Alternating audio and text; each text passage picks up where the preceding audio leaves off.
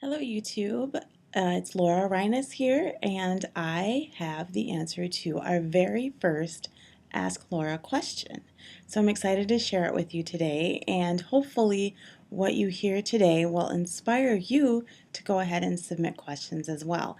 And I do want to thank those of you who have already submitted questions. I will go ahead and read the question, and then I will give you a little bit of my feedback on the question in terms of a response or some general reactions that I have. So if you bear with me, here's our question.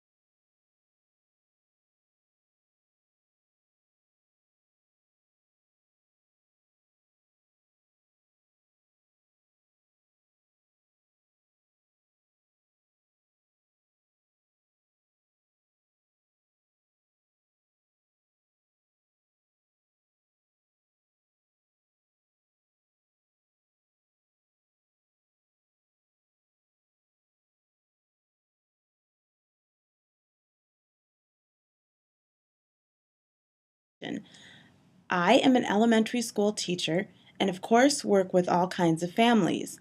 I am so touched with how respectful some divorced couples are to one another. I know not everyone can be at this friendly place, but I admire when an ex introduces their former spouse as the mother or father of our children. I also love when step parents introduce their step kids as their bonus children. Laura, do you have any thoughts on showing a level of respect out in public?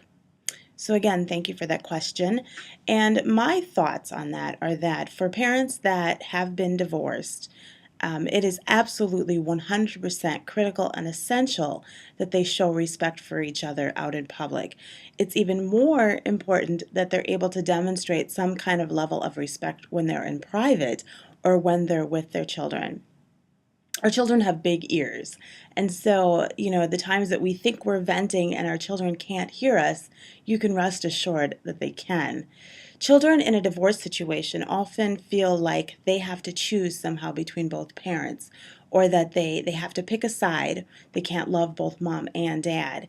And nothing is more damaging to a child than to hear their parent talk negatively or disrespectfully about their other parent.